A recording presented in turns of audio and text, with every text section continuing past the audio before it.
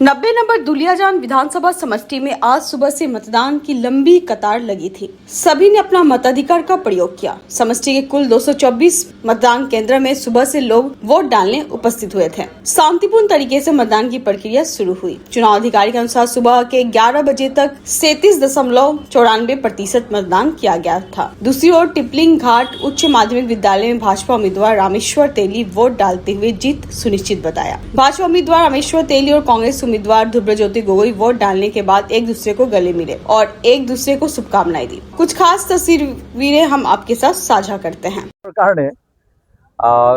মানে সপ্তমবাৰৰ কাৰণে মই ভোট দিম আপোনালোকে গম পাইছে আৰু নিশ্চয় ভাল হ'ব আৰু বিশ্বাস আছে।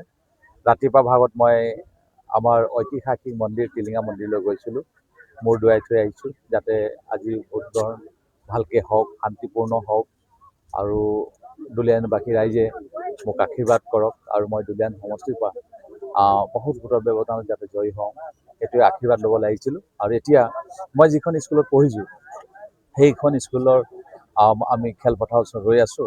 কিছু সময়ৰ পিছতে মই ভোট দান কৰিম। নিশ্চয় এইখন স্কুলত মই পঢ়িছোঁ আৰু নিশ্চয় মই আশা ৰাখোঁ যে দুলীয়াবাসী ৰাইজ লগতে টিপলিং ঘাটৰ আশে পাশে থকা 100% যাতে ইয়াত পল হয় সেইটো মই তেওঁলোকক আহ্বান জনাইছোঁ। আৰু নিশ্চয় মই 10 বছৰ বিধায়ক আছিলোঁ, তেতিয়া চৰকাৰ নাছিল, বিৰোধী চৰকাৰ আছিল আৰু এতিয়া নিশ্চয় আমি আশা ৰাখিছোঁ চৰকাৰ হ'ব, মই জিকিম বুলি ভাবি লৈছোঁ আৰু সকলোকে আহ্বান জনাইছোঁ যাতে সকলোৱে দলে বলে আহি ভোটদান কৰক সেইটোৱে মই কামনা কৰিছোঁ।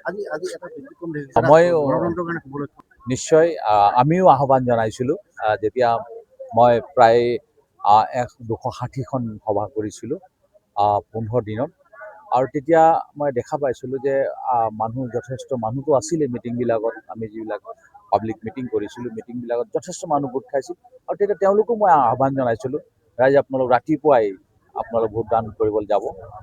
আমাৰ এটা ডাইলগো আছে, পাৰিলে ভোটদান উনকা বাদ জলপান, আৰু প্ৰথম ভোট দিব তাৰপিছত জলপান খাব, এনেধৰণৰ কথাও কৈছিলোঁ বিভিন্ন মিটিঙত।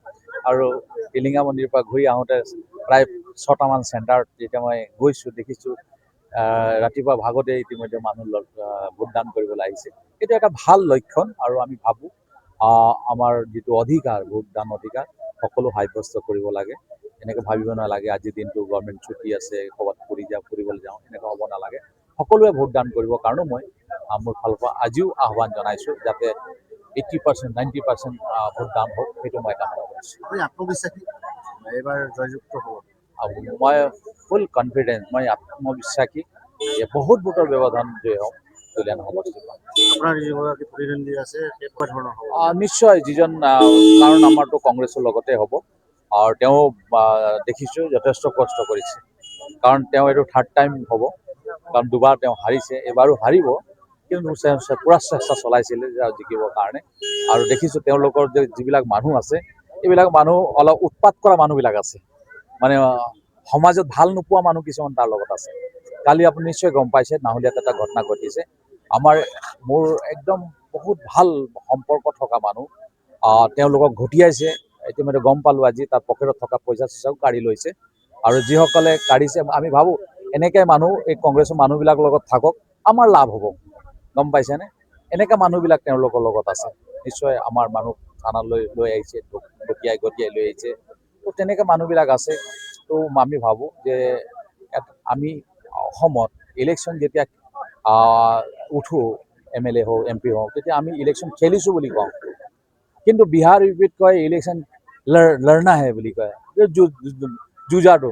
আৰু তেনেকুৱা এটা অসমতো তেনেকুৱা এটা পৰিৱেশ সৃষ্টি কৰিব বিচাৰে কংগ্ৰেছে, কিন্তু আমি ইলেকশ্যন খেলোঁ, সকলো জাতি ধৰ্ম মানুহ আমাৰ লগত লগ দিয়ে, আমি ইলেকশ্যন খেলোৱে আৰু নিশ্চয় আশা ৰাখোঁ বহুত ভোটৰ ব্যৱধানত আমি জয়ী হ'বলৈ যাম। কিমান আশা কৰিছে? সন্ধিয়া ভাগত নিশ্চয় মই জনাম, মই সকলো সাংবাদিকসকলক লগ পাম, মই নিশ্চয় ক'ম যে কিমান ভোটৰ ব্যৱধান জয়ী হ'ম।